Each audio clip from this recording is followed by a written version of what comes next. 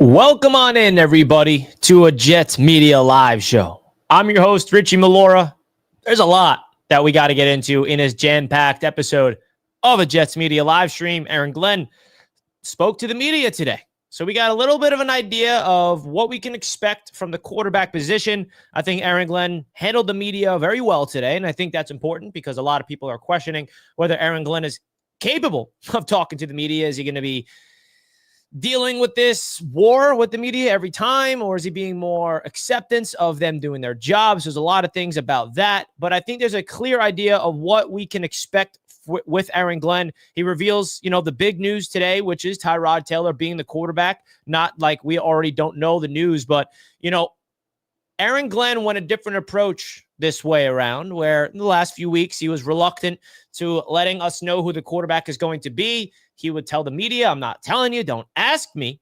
But he goes a different approach this time around. He lets the media know early on Monday where the reporters are reporting it. And then today he speaks to the media for the first time, and he's not shy. He lets everybody know. So he reveals the big news that Tyrod Taylor is indeed the quarterback for this upcoming game against the Baltimore Ravens, right? So that's the big news. It's not news to us, but Aaron Glenn is revealing it, of course, to the public, which is, of course, very important when you add the context that he is not usually someone that likes to do that. He usually likes to hide it from the media, and I think that is very, very important here, and I wanted to get deeper into what Aaron Glenn had to say. He also talked about Mr. Brady Cook. He talked about Tyrod Taylor, so we're going to get into that all right here on the channel. But before we do, let's hear from Mr. Aaron Glenn about why he went this approach.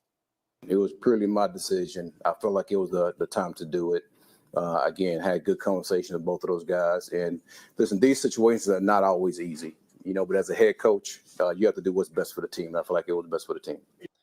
What's best for the team. And I think that there's a jam-packed things that we can talk about. Talked about the rookie quarterback, Mr. Brady Cook.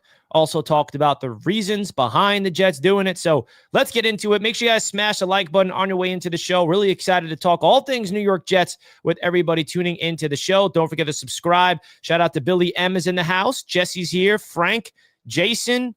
We got David, Zachary.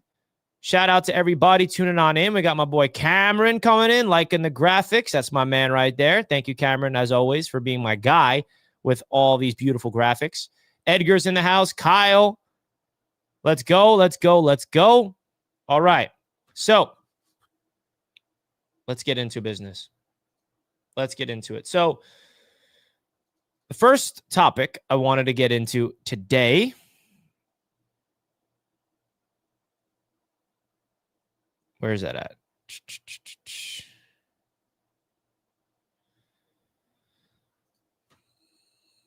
Aaron Glenn reveals the true reason why the New York Jets are benching Justin Fields for Tyrod Taylor. Now, I assume this was the reason, but now we have a report from Dan Graziano that basically explains exactly the reason of the benching of Justin Fields and why I think it is the smart decision. And I know there are a lot of people underneath my comments and every single video I make here on YouTube that is defending Justin Fields, and he has no reason to be blamed. It's everything around him that's the problem.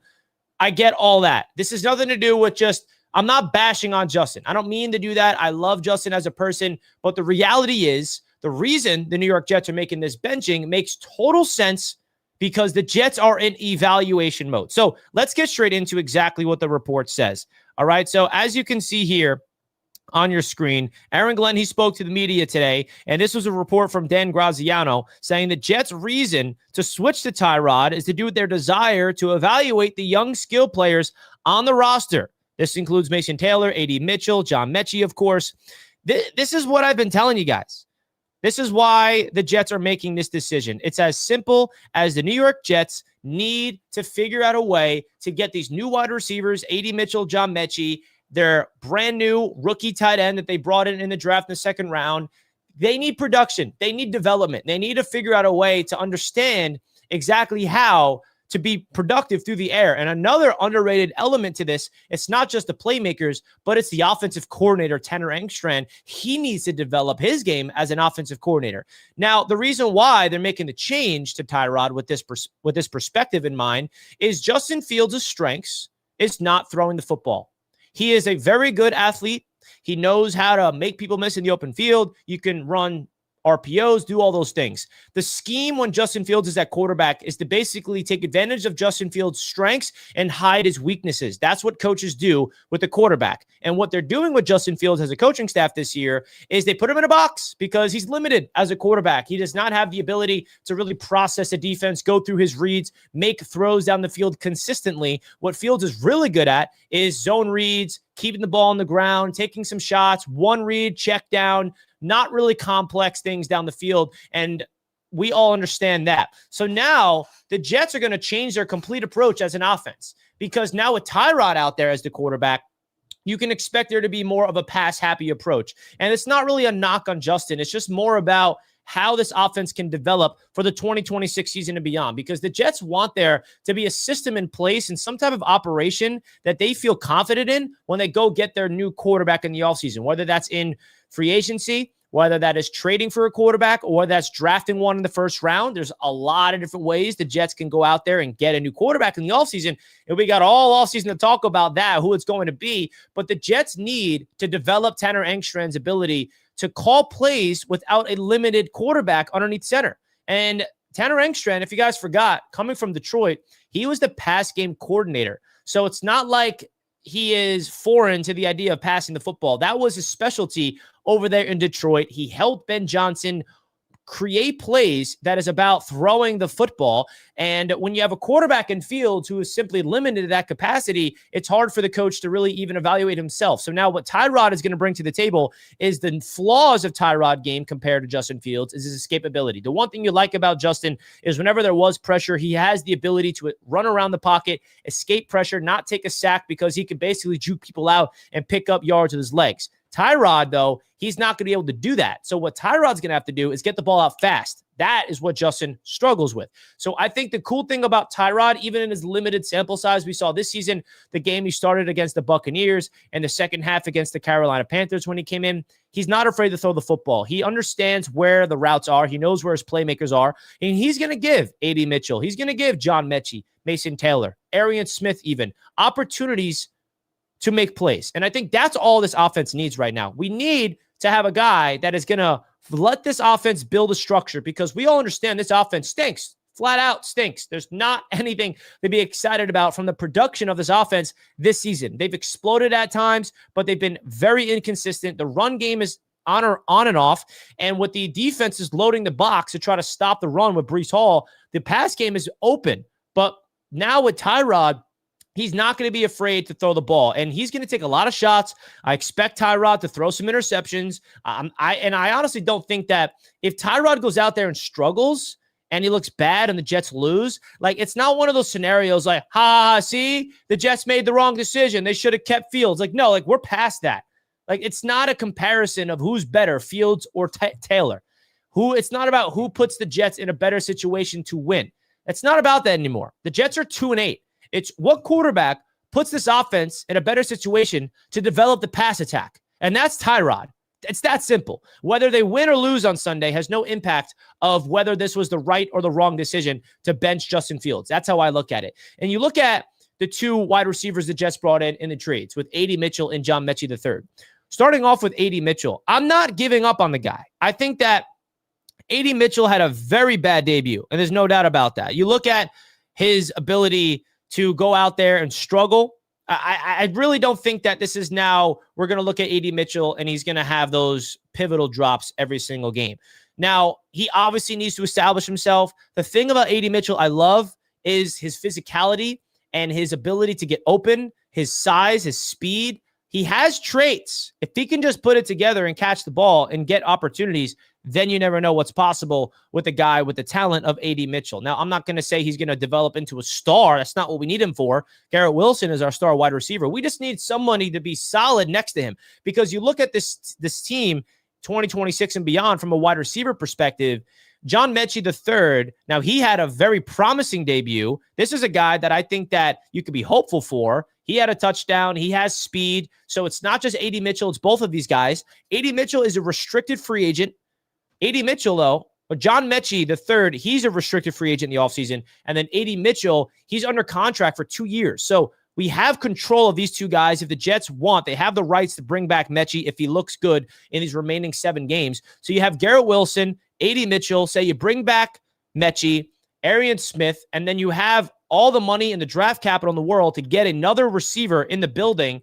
Then the Jets all of a sudden have a nucleus on this offense at the wide receiver position to be hopeful for. That's only if A.D. Mitchell and John Mechie show anything, though. Like, if they're both just fizzle out and then we're still stuck with just Garrett Wilson and no one else, then you obviously have to overhaul that position. Now, when it comes to Arian Smith, like, I don't know what we can expect from him. It feels like he's been iced out. And I hope the Jets give him some more opportunities because Tyler Johnson has taken on that veteran starting position role, and he kind of doesn't really have a long-term future here. Unless he keeps making plays, which he only had one good game, then maybe he's someone you bring back next year. But I'd rather give the rookie Arian Smith some opportunities with Tyrod Taylor throwing the ball, especially vertically down the field. Get him throwing some go balls and running some go routes and let Tyrod throw it up. You never know what could happen there. And then the other player that has the most upside out of anybody on this offense through the air, honestly, is the Jets rookie tight end Mason Taylor.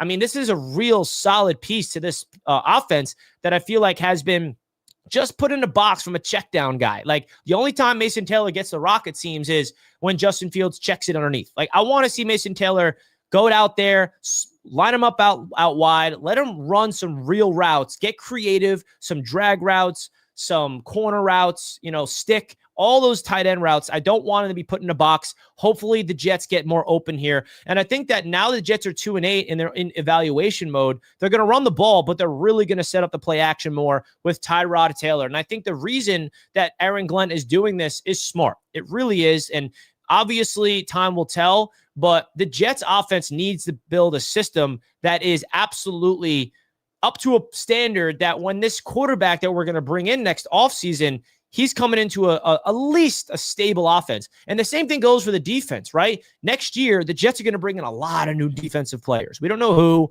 We have no idea who it's going to be. We can talk about that all offseason. But the defense is another side of the ball that we want there to be some type of structure and a stable energy that they're walking into, because this season is all about laying down the foundation. First year, Aaron Glenn is coaching this team. First year offensive coordinator. Steve Wilks is the first time DC, of course, with this regime. So they're all about establishing their foundation. Okay, now we have a whole season to figure out what works, what doesn't. Now let's go get personnel with all this capital to really fill out the roster. So I think that the rest of the season of this offense is going to be very, very important to see how they look at it. And let's be honest, man, the Justin Fields experience was one of the most frustrating things you can imagine. Like, you look at his stats this season, half the games he looks good. The other half, it's not even like you don't belong in the NFL. You can't do that in this league. You're not a starting quarterback in the NFL if half the games you look good and the other half you look like you don't belong by putting up 50 passing yards. You can make all the excuses in the world about the players around him and the system and the coaches. Like, no, there's no excuse in the world, man. Justin knows he had to play better, and I expect there to be a little bit more productivity through the air now. And it's sad to see Justin go down like this. It really is, because he's a great guy. You don't want to see a guy like that go down. But I think that Tyrod Taylor is about to go out there and at least move the ball down the field. You're going up against a Baltimore Ravens secondary that has Kyle Hamilton. Their defense is playing a lot better recently, so it's not going to be easy going on the road and be productive as an offense. But I really do think that, the command that Tyrod plays with and the confidence and the ability to have that swagger, I think that it's only going to help out guys like A.D. Mitchell and this Jets wide receiver room. Because if they go out there and all of a sudden, even we lose, but A.D. Mitchell puts up 5 catches, 70 yards, and a touchdown, and Mechie puts up 4 catches and 50 yards and a touchdown, and all of a sudden we're like, okay, like that's something we can build with. Because the big issue we have on this offense is we have 2 great playmakers. One of them could be walking in free agency in Breece Hall, but that's it. We have a promising tight end that needs more development, and then there's these wild card pieces at wide receiver. The Jets need guys around Garrett Wilson next year to really help this offense. You look around the NFL, it's all about an everybody eats approach. You can't be focused on one individual to carry you. So I think the Tyrod Taylor situation is going to be an intriguing one. Now, I'm not expecting the Jets to go on a winning streak at all. That's not what this is about. It's not about the Jets going out there and upsetting the Ravens and then going on this crazy win streak. That's not what this is about. It's about the evaluation mode. And I know some people are upset even that Tyrod is starting because they want the Jets to tank, lose every game possible to get your rookie quarterback in the draft. But listen, the way I approach that is simple. Whether I root for a win or root for a loss, it has zero impact on the field. So I'm surrendering to the moment and allowing whatever happens. And then when the last game of the season's wrapped up and we see where the Jets are drafting, that's when we start firing up the mock drafts. I'm not doing any mock drafts or worrying about that until the end of the season because it will drive you mad. And I would recommend that to anybody that gets super hyper fixated over being so frustrated when the Jets win a meaningless game or vice versa. Like, don't let it get to you when you're 2-8. All that stuff is external noise that is out of your control as a fan. So you just might as well not stress out about it. That's just a mindful way and a more holistic approach to it. But if you like to be frustrated and be pissed off, then yeah, if the Jets win on Sunday and you're upset about the draft pick, I mean, it just being frustrated over it does not do any good for your own health. That's all I'm saying. It's just a way that I've dealt with it from a different lens, from a mindful perspective these past few years. So I don't just get absolutely frustrated every single time about it. So I personally think that the Jets benching Justin Fields was the right move because I think that now you look at this offensive line and how they are playing with Armand Membu being an absolute stud, Olu Fashanu looking like a polished left tackle, Joe Tittman holding his ground at right guard. I mean, this offensive line is a big piece to this offense to be excited about. And now that we have a new quarterback coming in here, that's going to be more of a pass-happy approach. I'm intrigued and excited to see what it looks like with Tyrod Taylor. Let me know in the comment section down below, what's your expectations with Tyrod Taylor at the quarterback? And the real reason why Aaron Glenn is making this decision is revealed. And that is simply, you want to evaluate the young guys of A.D. Mitchell, John Mechie, maybe even Arian Smith if he gets involved, which he has not yet this season. Mason Taylor, Jeremy Rucker, Breece Hall, Isaiah Davis. So that's really the reason. So let me know your thoughts in the comments. And don't forget to hit that thumbs up button. So we got some people in the chat. Let's do it. Just throw the ball. Let's do it. I'm with you on all that, Richie. Shout out to you, Robbie. I appreciate it. I agree that the need to show the new guys work. I also think the Jets should try to work both quarterbacks for the rest of the season, like play Justin for a couple and then switch it to Tyrod. Interesting stuff there. Now, that's actually segues us perfectly into the next segment. Aaron Glenn reveals the plan for undrafted free agent quarterback, Mr. Brady Cook. Now, this is a guy that a lot of Jets fans are asking me, Richie, are we going to see Brady Cook this year? Are the Jets going to give him his opportunity? Now, Aaron Glenn spoke to the media this week, and he broke it down, and he revealed exactly what the Jets' plan is with this rookie quarterback in Brady Cook. As we all know, the Jets are benching Justin Fields. Tyrod Taylor is getting the start on Sunday, and Aaron Glenn said something that is very alarming that we need to keep in mind to the media, and we're going to break it all down right here in this video. Don't forget to hit the thumbs up button, folks. Comment down below your thoughts. Would you want Brady Cook to get the starting nod eventually this season? Do you have any hope that he could be the future franchise, the savior, lead us to the playoffs? No, relax. That's not happening. Hey, you never know. But let's get into Brady Cook now right here in this video, because you look at Brady Cook, and I'm just going to be honest here about Brady Cook first and foremost. Early on in training camp in the preseason, he did not look great. I did not really see much, but that does not mean that he can't develop and learn. I think all these games that he is sitting back and watching Justin Fields go out there, Tyrod Taylor go out there, maybe he's absorbing all these things. And if the Jets really want to turn to him, that will be pretty interesting. So let's get to the quote from Aaron Glenn about Brady Cook when he was asked about him to the media. All right. So here it is, Mr. Aaron Glenn. Shout out to Zach Rosenblatt. Still developing. There's been a plan for him from the very beginning. I want to make sure we do what's right for him. Who knows? We'll see what happens as the season progresses. I'm not promising anything, but he knows exactly what his role is when it comes to this team. I'll say right now, Tyrod is our starter. So this is interesting. If you're reading this quote with detail, I mean, I'm expecting Brady Cook to get his time, maybe at some point in December, when maybe there's 3 or 4 games left. Tyrod is also banged up very often, so there's a chance that he gets out there just because of the injury problem to Tyrod, which I'm not rooting for, of course. But I think this is very interesting here that Aaron Glenn says it this way. And why not? It doesn't hurt to give this Jets rookie quarterback an opportunity, because the best case scenario is Brady Cook goes out there and plays quality level football. And all of a sudden we're like, oh, wait, maybe we have our backup, because the Jets are going after a new quarterback next year. Of course, we don't know how they're going to get him. Are they going to trade for one? Are they going to draft one?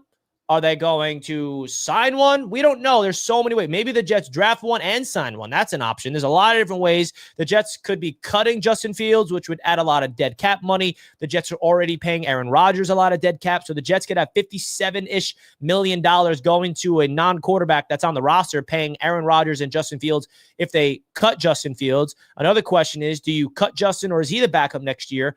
I think there's a world that the Jets look at Brady Cook as a potential long-term quarterback too. Now, does he have quarterback one potential? Yeah, I mean, of course, but I'm definitely not expecting that. We've seen undrafted free agents go out there and become this. Brock Purdy was Mr. Irrelevant. It's not, a common thing that the undrafted free agent becomes a starting quarterback. So I'm not really going to entertain that. I think what we can hope for is that we found a cheap guy that we can rely on to be a quarterback 2, quarterback 3. But the most realistic approach to this is he's going to be quarterback 3 next year, behind a guy we bring in as a veteran and behind a guy we draft. That's kind of what I'm thinking, unless the Jets roll a Tyrod to keep the bridge. I don't know. There's a whole offseason to talk about what the Jets are going to do at quarterback in the offseason, but that's not the focus of this video. This is more about Brady Cook. So I think with Brady Cook, you look at what he did in Missouri as an undrafted free agent. By the way, if you didn't know, he was on the same team with first-round pick Armand Membu, who's been our stud right tackle. If you guys were not aware of that, fun little fact there. But Brady Cook was fantastic in Missouri 2 years ago, and then he took a step back this past year, which is why he went undrafted. If he declared for the draft 2 years ago, he probably would have got drafted in the mid-rounds, probably like a day 3 pick, but he kind of took a step back. And I think that what Brady Cook brings is he does have that dual threat. He does have that ability to be an athletic quarterback, which I do like. He has an arm. The problem with him is always going to be processing and being able to understand where the ball needs to go. He doesn't really have a big arm where you see him just stretch the ball down the field and be an absolute potential big-time playmaker. You never know. That can be developed. He can throw on the run, which you like, but can he be a pocket passer where he can just step up and throw? Now, would it be smart for the New York Jets to go to Brady Cook eventually after Tyrod plays these next few games? Yeah, I think absolutely. Why not? It doesn't hurt to give Brady Cook an opportunity. This is a lost season. The Jets are 2-8. They're most likely going to lose against Baltimore, fall to 2-9. This is in evaluation mode. And I've been saying that. I don't want to be redundant by saying that over and over and over again, but it is the reality of this football team. The Jets are evaluating everybody. So they're going to give Tyrod his chance to start to really push the ball down the field, which we already talked about. But Brady Cook, that's another evaluation mode. The Jets could be looking at him like, all right, Brady, show me what you got. Because what if he goes out there and all of a sudden it's like, oh, wow, he can hold his own. He puts up 200, 250 yards, high completion percentage, but the Jets aren't winning. That could be a plus, because the Jets need all the talent and the upside they can possibly get. And this was the first quarterback that the Darren Muji era Jets and Aaron Glenn brought in the draft. Now, they didn't draft him, so it's not like he's a first-round pick and he has to be the franchise quarterback. But even an undrafted guy, they scouted him. They felt like he was a fit for the system that Tanner Engstrand is building. So, of course, they're going to want to evaluate him. They also decided to keep Brady Cook over Adrian Martinez. Adrian Martinez was the undrafted free agent from Joe Douglas. This is their guy, Brady Cook. So that also tells you that they see something in Brady and that they have a plan. And, if you read this quote from Aaron Glenn again, there's been a plan from him from the very beginning. That is important. The Jets have a plan with this guy. They're developing him, but I don't want any Jets fans to start getting delusional and hopeful that this guy could be the next franchise quarterback. I think that's a little out of control. I don't want to say that's not happening, because you never know, but let's be honest here. This is more about, can this guy show us enough that we can be confident that he could be a long-term quarterback too? Because that's the reality is a backup quarterback on a cheap contract is valuable, because you look around the NFL, there's so many quarterbacks that go down with injuries, and it's unfortunate. And some teams are able to win games with backup quarterbacks. Look at the San Francisco 49ers right now. Brock Purdy is in and out of the lineup. Mac Jones, a very good backup. He's going out there and winning games with the 49ers. And don't sleep on Mac Jones being a target for the Jets if they want to go the bridge route, by the way. That's a whole other conversation. No, Mac Jones isn't coming here to be our franchise guy for the future, but a bridge quarterback is really all you want from that capacity. So I think Aaron Glenn revealing these plans of Brady Cook is very intriguing, because I think that a lot of Jets fans are pounding the table for this guy to go out there and potentially be the quarterback for this team moving forward. But at the end of the day, man, I don't want Brady Cook to go out there if he's really bad. That's the other thing. Like, if Brady Cook is not prepared and not ready to go, and he's just as bad as Fields in terms of passing the ball, then there really is no reason to go out there with the mindset of this offense wants to be trying to be developed, because the whole reason why the Jets are going to Mr. Tyrod Taylor instead of Justin Fields, we talked about it previously, is the Jets are evaluating this roster, right? And the reason that Justin Fields is being benched is because they want this offense to be opened up through the air, and Tyrod is able to do that. Now, if Brady Cook is limited at that same capacity, then does it make sense to go to him? Because then you're not really able to develop that side of the offense of throwing the football. Then all of a sudden, Garrett Wilson, when he's healthy at the end of the season, he's not getting the ball. Then A.D. Mitchell's not getting the ball anymore. Mason Taylor. So I think there's a lot of different ways to look at this. And Aaron Glenn and Darren Muji and the entire coaching staff are evaluating the entire roster, not just the quarterback position. They need to figure out who's part of this team for the 2026 season and beyond, because that's what it's all about. And I understand that people want this team to have a quick fix and figure out a way to be a successful football team. We've been bad for 14 years and counting, but I think that you have to just keep reminding yourself, and I know people don't want to hear this, don't shoot the messenger. This is a 2-year plan. You can argue 3. And I know people be like, oh, the Jets have been in rebuild mode since they won a Super Bowl in 1969. Yeah, you can argue that's right. But then there's no way that this New York Jets team is built for an expedited rebuild. They're just not. The Patriots were able to do that because they hit a home run in the draft with Drake May, and they got their coach. Now they're able to win. The Jets got to get their quarterback, and Aaron Glenn's got to prove that he knows what he's doing, of course, as the head coach, and prove that he can win football games. But without a quarterback, we're nothing. And that will be the continuous thing that we will all say in the offseason until the Jets find their quarterback, hopefully hit a home run out of there. Then we shall see. Are the Jets going to be competitive next year? Is Brady Cook part of the plans? Is Tyrod going to be on this team? Is Fields going to be cut? There's a lot of things to evaluate of the future of this Jets football team, especially at the quarterback position. So hit that thumbs up button. Give me your thoughts in the comments about Brady Cook. Would you want him to go out there sooner rather than later, or would you rather the Jets just keep with Tyrod Taylor? The fact that Mr. Aaron Glenn said that, I'll say right now, Tyrod is our starter, that goes to show that Aaron Glenn is not committing to Tyrod for the whole season. And he's letting Tyrod go out there and play these few games, and then you never know what's possible. So let me know your thoughts in the comments about Brady Cook. Hit that thumbs up button. Don't forget to subscribe here for more content. Let Brady cook. No Mac Jones. We need new blood. What would Mac Jones cost? The thing about Mac Jones is that he is under contract, so the Jets would actually have to trade for him. Right? That's the one thing that's weird.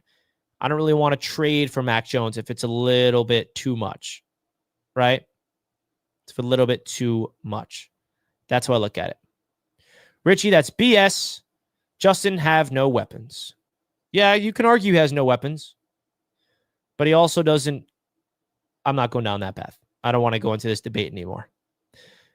Because, again, this offense is not, we're not going out there to win games anymore. This Jets team is in evaluation mode. They know who Justin Fields is. They want to open up the pass attack. It's just that simple, man. If you can't relate to it, I don't know what to tell you. I just don't. I don't know what else to tell you, man.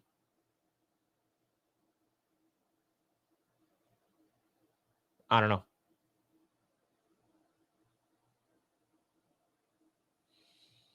All right. The New York Jets risers and fallers. Let me know in the comments who's trending up for you and who's trending down for these New York Jets. There's some guys to be excited about, and there's also some guys you're like, yeah, that one's not part of the future of this football team. There's 7 games left of the evaluation mode to see who's going up and who's going down. But let me know right now who you think is trending up and who's trending down for this Jets football team, okay? Let's start off with somebody that is trending down, because I want to start off with a negative here. Jarvis Brownlee, the new Jets corner they got from the Tennessee Titans, has not been playing good football these last few games. Now, the problem with that is that he was fantastic when the Jets first brought him in. So I think that he has a big opportunity here to bounce back. Now, this is a team that we're going to have a lot of people going up and down, up and down. Like, I don't think there's anybody that's going to be trending up all season, but there are actually some. I'll take that back. But Brownlee is an interesting one, the Jets corner. He is getting bounced outside to inside, and they're using him as a chess piece. I'm hopeful that Osarie Thomas can get healthy this week, which he practiced today, this week. So he should be playing on Sunday. So Brownlee can go back to the nickel and be comfortable there. But Brownlee's been trending down as of late. And the reason why the Jets were comfortable of trading away Michael Carter II is because of the trade for Brownlee. And the Jets did not give up a lot of capital. And I think that the problem with Brownlee is discipline. And he keeps preaching the communication. And I think that communication is very important for a secondary. They all need to be on the same page. When there's pre-snap motion, they can't get confused, be like, what guy am I on? What zone? What's the play call? Like, are they communicating? I think that's important for the development of Brownlee individually and the collective unit of this Jets defense, of course. But he brings that edge in the run game. I love his ability to tackle. I love his energy. In coverage, he's been a little bit suspect, and he has a lot of penalties. So Brownlee is a big piece to watch. He's not been trending good in his last few games. Let's see what he looks like on Sunday against the Baltimore Ravens. Now let's go on the flip side. Who is stock up? Let's stick on the defensive side of the ball. Jermaine Johnson's stock is rising. 2 sacks in the last 2 games. He has a sack in each of the last 2 games. Hopefully he can keep that continuing his streak against the Baltimore Ravens. This is important, man. Jermaine Johnson coming off that Achilles last year and started off the season injured this year. We need to see upside with Jermaine. We need to see him really prove why they did not trade him away, because the Jets could have traded away Jermaine Johnson, but they, of course, decided to keep him here on this roster. The Jets have control of him for the next 2 seasons because of the 5th-year option. So the Jets are not rushing away to trade him away, which I absolutely love. And Jermaine is proving that exactly right there. He is showing his ability to stop the run. He's getting to the quarterback, and he is one of the last players on this defense that I look at as one of the leaders, one of the guys you can look at and be like, this guy is going to lead the troops. I would honestly love to elevate him to become a captain. With Quinnen Williams being traded away, there's not a captain on the defense anymore besides Jamie and Sherwood. But hey, that's not a big deal. I think Jermaine Johnson rising is a very good thing here with the New York Jets, because you need to have something on this defense to be excited about. Some blue chip guy, especially when you trade not just Quinnen, but Sauce Gardner. Like, there's no more blue chip talent on the defense. There's the only all-pro left is Quincy Williams, and he's probably going to leave in free agency. So you got to get some all-pro upside here. And Jermaine Johnson has been playing really good football in these last 2 games. So shout out to Jermaine Johnson. Now let's go back. Let's go to the offensive side of the ball now. Who is someone that is falling? Who is someone in the offense that is not looking particularly great? All right. And that's our center, Josh Myers. A very underrated player. I think he's done a pretty solid job this season at that center position, but he's coming off an absolutely terrible game of snapping the football. And I think there's a lot of people already looking into the free agency class that we want to go after Tyler Linderbaum. One of the best centers in the NFL is actually going to be hit in the open market. And I don't think Josh Myers is going to be here beyond the season. He has a PFF grade of 57.8. He is 33rd amongst 37 qualified centers. That's not great. Absolutely trash, if you ask me. So this is a guy that is definitely trending down. I think the offensive line has been pretty solid this season, but this is one of the weaknesses right here. As you can see on your screen, 33rd amongst 37 qualified centers. He's been healthy all season long. The snaps have been an issue. He was the reason the Jets turned the ball over. I'm not going to put that on Justin Fields, that turnover they had in the 4th quarter. Not great against the pass. He's solid against the run. So that's someone that's definitely trending down for me on the offensive line, Mr. Josh Myers. I do not expect him to be part of this football team after this season. I would love the Jets to make a splash, either in free agency with Linderbaum or go after one in the draft. Now, staying on the offensive side of the ball, someone that is trending up. Who could I possibly say here? Now, John Mechie III is the man that I'm going to say is trending up. Everybody was excited, more specifically me, about Mr. A.D. Mitchell making his debut on Thursday night, but it was John Mechie III that stole the show. He looked good, man. I think that the way the Jets are utilizing him is actually very unique.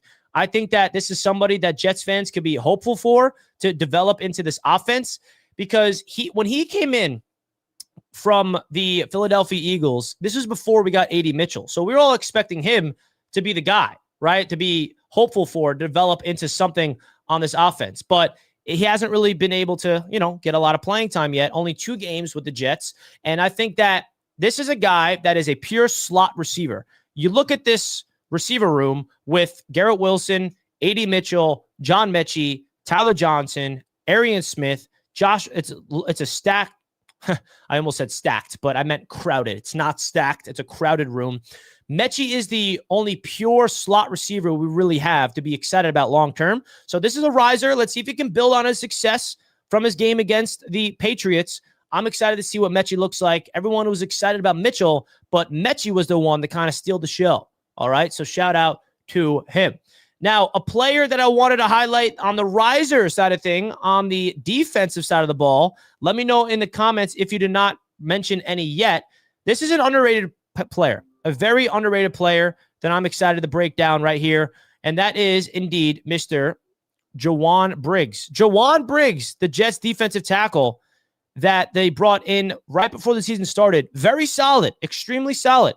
He is a 72.1 PFF grade and 24th amongst all defensive tackles in the NFL on PFF.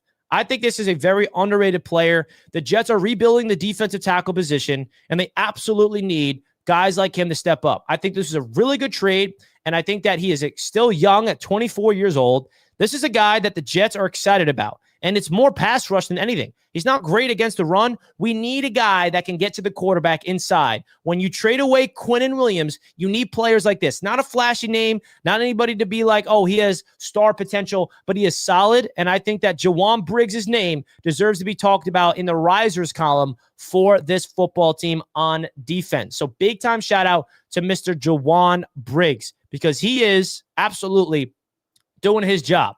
Now, someone that has not really been doing his job this season, and it's a little devastating because I love him, and he has definitely took a step back this year, but you got to be objective.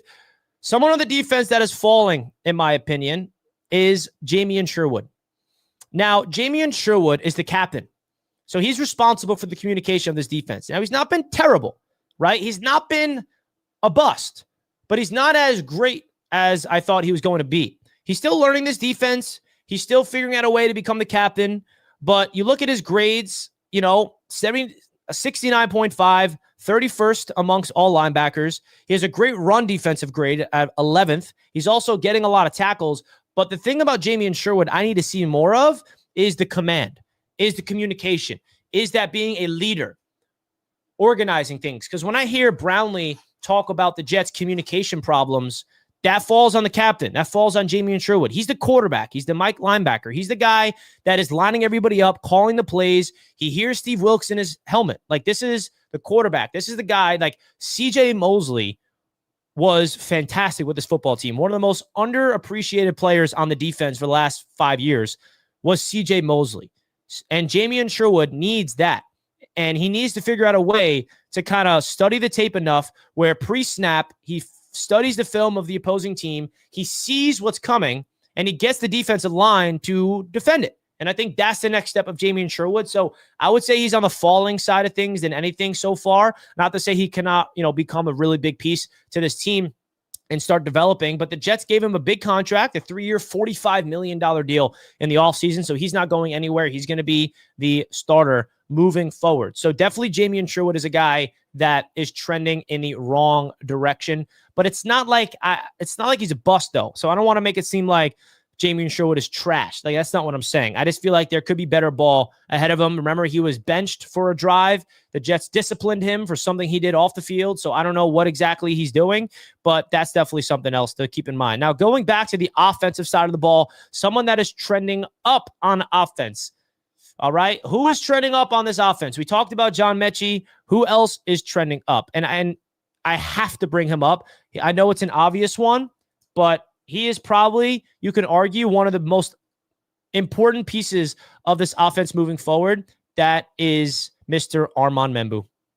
Armand Membou, I don't want to take this guy for granted. What he is doing at right tackle is Absolutely ridiculous. As a rookie, he is putting up really good production. And this is all you could ask for. The guy is a rock. He is solid. He is showing all pro potential. And I don't know if we can really stress enough how important it is that we have two tackles locked up long term, folks, that are young and have a lot of upside because and I'll honestly throw in Mr.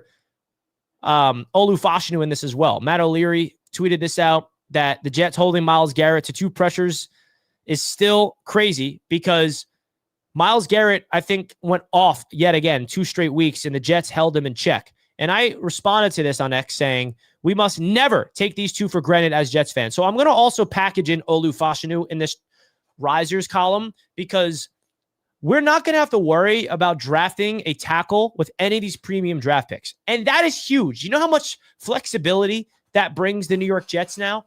That with all these draft picks, the Jets have 8 premium draft picks, by the way, 8 picks in the next 2 years in the first 2 rounds.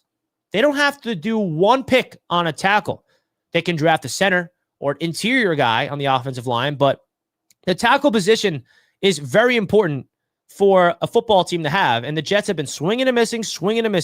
So now that we got these guys going out there and absolutely playing fantastic football, that is really exciting. And I'll even throw in Joe Tippmann as well, because there's 3 guys that's rising on the offensive line.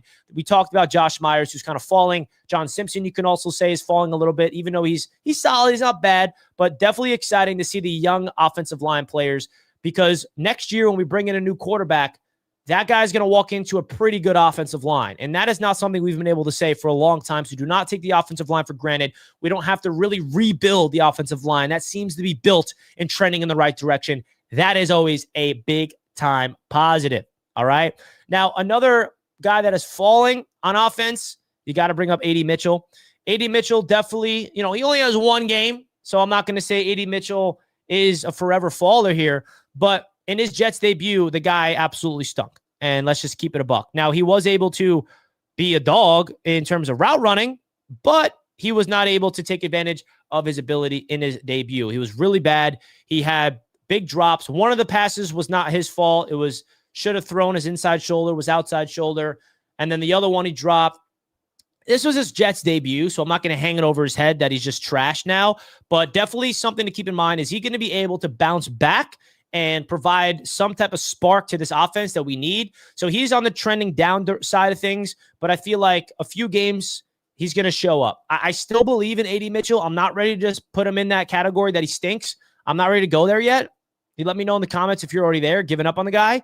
But I think that he has so much potential and talent that if he can just catch the football, put it all together, man, you talk about a real prototypical X receiver that can line up outside, go up against Christian Gonzalez is not a scrub. He's a very good corner, and this guy was running routes on him and getting open consistently. So getting open is not an issue. Catching the ball, I think, is something that he can definitely show up with. And at Texas, he didn't really have a problem dropping the pass, I don't believe. So hopefully that can be a side of things. So let me know your thoughts in the comments about the risers and fallers of the Jets football team. Let me know who is rising, who is falling in the comments. If you're not already, hit the thumbs up button, subscribe to the channel if you're new. Want to give a big shout out to Sleeper for being the proud sponsor of Jets Media all season long. If you guys have not checked them out by now, what are you waiting for? Get a 100% match up to $100 by using the code JETS, and you will get $20 for free. No deposit even necessary. You sign up today, you get your 100% deposit match. You put $50 in, they give you $50 for free. Terms and conditions apply, of course. Please bet responsibly. Legal in 25 states. Huge salute to the friends over there on Sleeper. We have a super chat from Robbie Bobby that came in before. $5. All I'm saying, I agree with you, Richie, and we'll see how these other players play. Let's go, Jets. Keep up the amazing work, bro. Well, thank you very much, my friend.